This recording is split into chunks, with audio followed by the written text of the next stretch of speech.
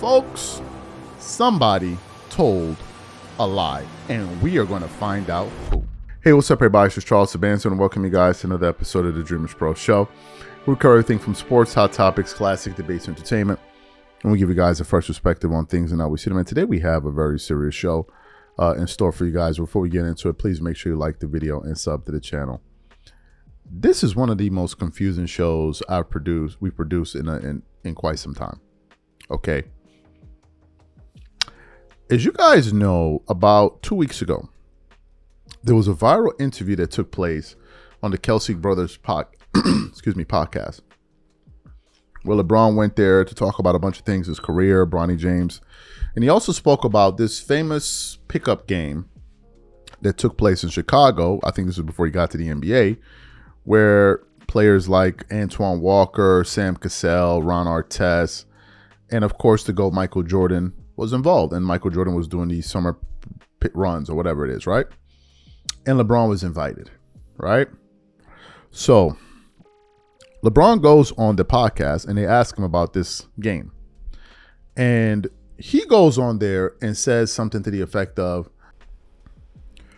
MJ and these guys weren't letting anybody, young guys, get on the court, but eventually when I got on the court, I killed it, and it was really fun to be out there with MJ. For those of you who don't remember, because I don't want to paraphrase, I want you to hear it from LeBron himself. I want to play exactly what LeBron said about a week or two ago with his own words, and then we're going to come back and continue on the show. Take a listen to LeBron James here. There's a story about you playing in an infamous pickup game with Michael Jordan when you were 16 years old. What was it like? Is that true? Like, can you tell us how you played? Yeah.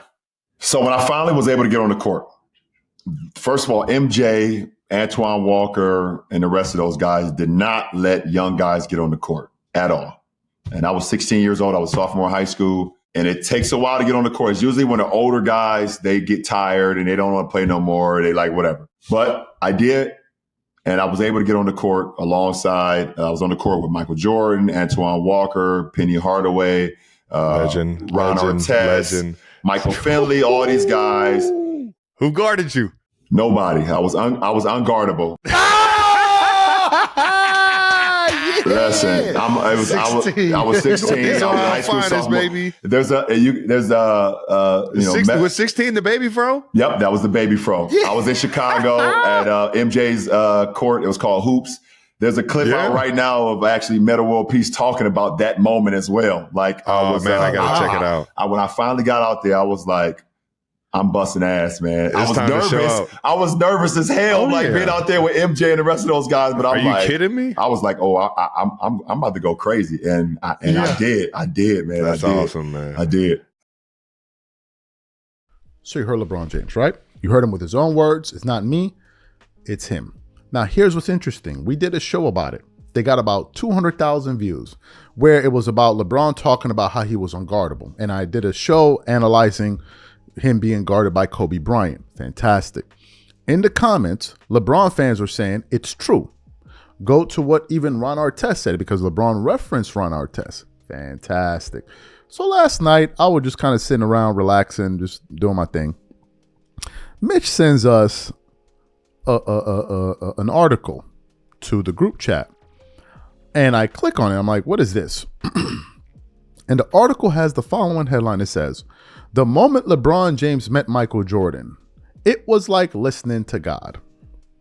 I then began to skim through this article and read it rather quickly. And then I got towards the end. And in the end revealed something that is 100% diametrically opposed to what LeBron said in that soundbite when he was talking about, I was unguardable and it was fun to be out there with Michael Jordan. And even by the title of the Kelsey video, what it was like LeBron James going up against Michael Jordan. And when you hear what LeBron said here, you are going to be absolutely floored. Let's get into what this article had to say now. LeBron James was 16 years old when he first met Michael Jordan. An NBA legend, he would spend his basketball career chasing. The following excerpt from the book LeBron chronicles their first conversation in 2001. Over the summer, word leaked that Michael Jordan, at 38, might come out of retirement for the second time. While rumors swirling, LeBron James Maverick Carter headed to Chicago to spend a week with Greg Ryan, working out at Hoops. When they arrived, they encountered more than a dozen top NBA players. Penny Hardaway, Ron Artest, Paul Pierce, Jerry Stackhouse, Antoine Walker, Tim Hardaway, Michael Finley, Juwan Howard, Charles Oakley, and others. It was a collection of some of the biggest and toughest enforcers in the league, along with some of the most talented offensive players in the game.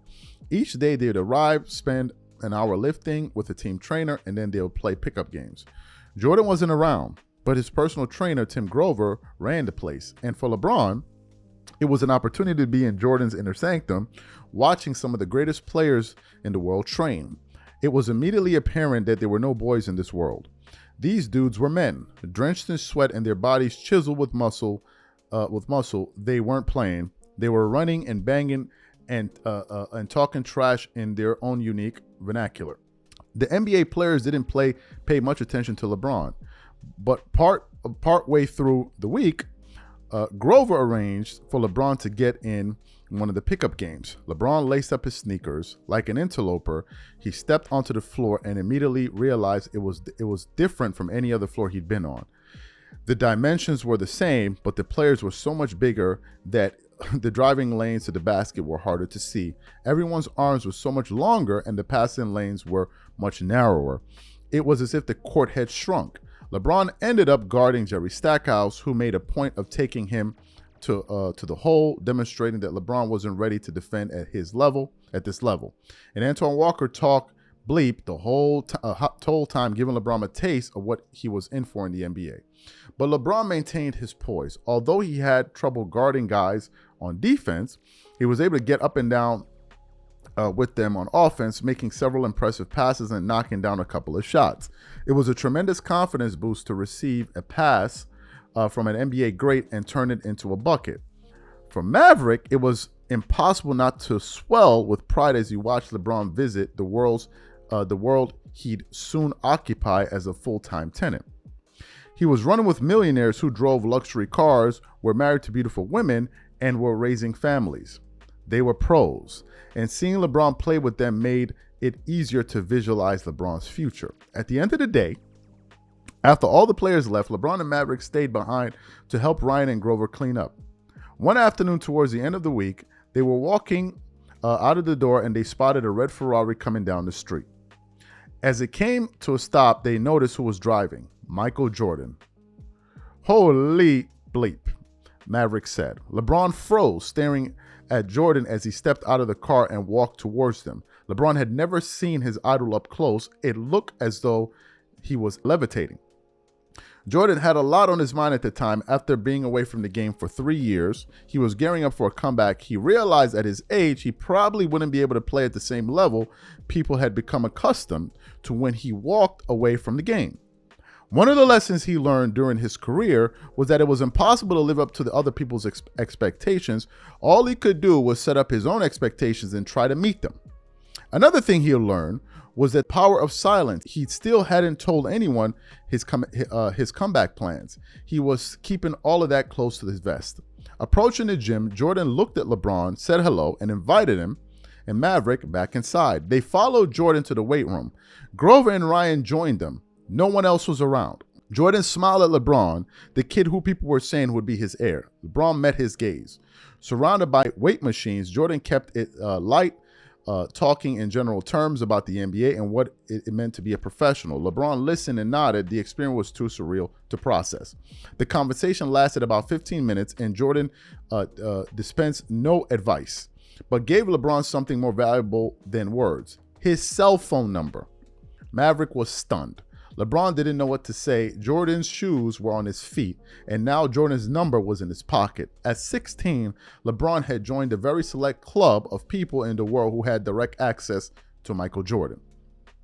It was late when LeBron and Maverick left Chicago for their first 5+ hour drive back to Akron. In the morning, LeBron had been to St. V for the first day of school. There wouldn't be much time for sleep, but Maverick at the wheel and LeBron playing DJ from the passenger seat. Music pulsed from the stereo as they sped down the I-90 past South Bend and crossed into Ohio. In between songs, they couldn't get over the fact they had met Michael Jordan. "It was like speaking to God," Maverick said. LeBron was flying high. Over the past few months, it was as if he had lived a lifetime. He didn't want the summer to end. He just wanted to keep on soaring. In his journal, pay attention to this, he quickly summarized his experience in Chicago. I didn't play with Mike, but I did get some run with a lot of other NBA guys. And I talked to Jordan a little bit.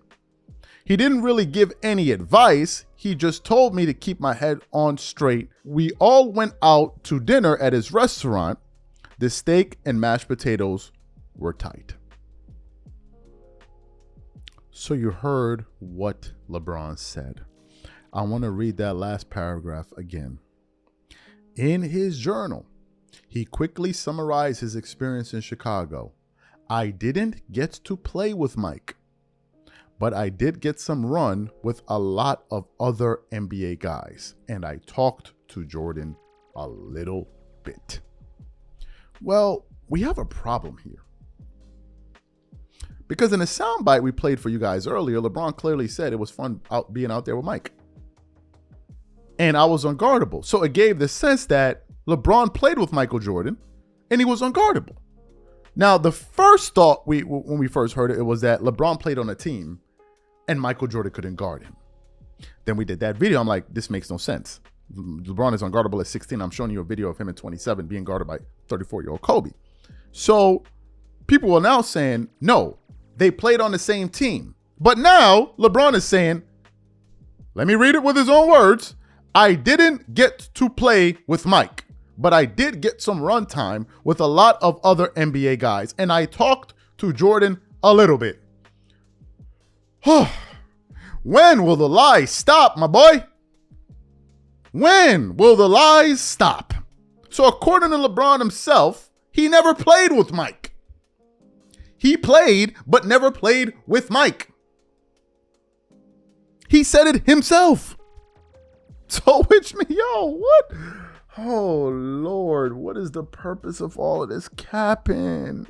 Why does he cap so much? When will the capping stop? You have people messaging me, nah, man, you over there hating on LeBron James. He was over there, he played on the court. He played on the court. Then they were like, go look at what the article of what Ron Artest said. The video. Ron Artest said he was out there getting buckets and blah, blah, blah, blah, blah, blah. But I'm reading the article and they're like, yo, son realized it was very difficult to score. And he made a few shots. But if you listen to LeBron describe the story, I was unguardable. Bro, why are you lying? When you just said, when the article said, in his journal, he quickly summarized his experience in Chicago. Now let's stop. Because you know what some LeBron fans will say? This is Maverick Carter. This is Maverick Carter's journal. Okay, so why would Maverick Carter say, I didn't get to play with Michael Jordan? I'm lost. But then Maverick Carter would also say, but I did get some run time with other NBA guys. And I talked a little bit to Jordan. He didn't really get, what are you even talking about? This is LeBron James here. So LeBron went up there and told a bull-faced lie or tried to give some kind of pseudo-truth, something that would look like truth, and then people ran with it. And then we did that video. It was like, this is ridiculous. So it turns out, once again, the cap is still capping. Unbelievable. You just can't make it up. Well, I guess you can. He'll leave it to LeBron. He'll make it up. Unreal. This dude just made up a story for you guys. He just made up a story. It's like, yo, what are you doing? He just was like, yeah, I was out there. I was unguardable. They couldn't stop me. What, bro? You're lying. So now it turns out he never played with Jordan. I was over here thinking he played with Jordan on the same team. That didn't even happen because he just said, I never played with Mike, but I did get run time with a lot of other NBA guys. Bro, you can't even make this up. You can't even. So LeBron fans, who's lying here? Is it LeBron number one or is it LeBron number two? Yo, know. Y'all let me know in the comments. LeBron fans, please let me know. Was it LeBron number 1 that was lying, or was it LeBron number 2? Which one? Y'all let me know. Who's the liar? The first LeBron or the second one? Whatever you guys think, please let me know in the comment section. We catch y'all later. Peace. LeCap continues.